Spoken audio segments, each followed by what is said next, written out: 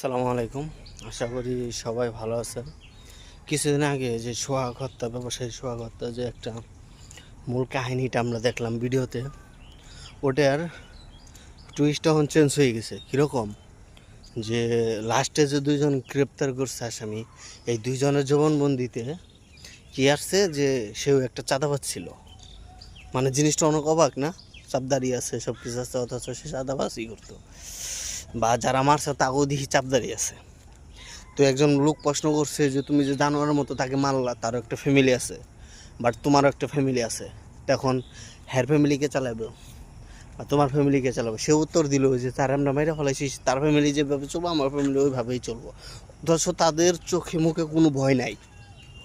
আমার মনে হয় তারা হ্যারে মারার পরে মানে পুরো দেশটা স্বাধীন করছে, আমার যেটুকু মনে হয় আর কি। সে একটা নোংরা কথা বলছো এখানে, যাই হোক ওটা বলার দরকার নাই। কথা হলো কি, যে একটা মানুষ আর একটা মানুষকে যখন আঘাত করে আসলে জানোয়ার হয়ে যায়, তাদের একটু চোখে মুখে কোনোই থাকে না, ডর ভয় বা কোনো কিচ্ছু থাকে না, ডর ভয় ভীতি কিচ্ছু থাকে না। তো এটুকু আমরা বুঝতে পারলাম যে আমরা প্রতিটা নিঃশ্বাস নিতেছি আমাদের এই বাংলাদেশে, যে আমাদের জন্য এটা ভাগ্য। কারণ কে কখন কোন সময় কারে মাইরে ফেলাবে এটা বলা যায় না, হঠাৎ করে মেরে ফেলাইবো। কারণ আমরা এটা কিচ্ছু বুঝতে পারবো না কেন মারলো, আর যে মারবো সেও বুঝবো না যে আমারে কেন মেরে ফেলাইলো, মারলাম। আর যে মরবো সেও বুঝবো না আমি কী দোষে মরলাম আর কি।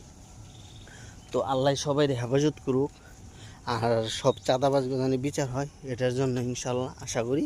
আল্লাহ হাফিজ, আসসালামু আলাইকুম।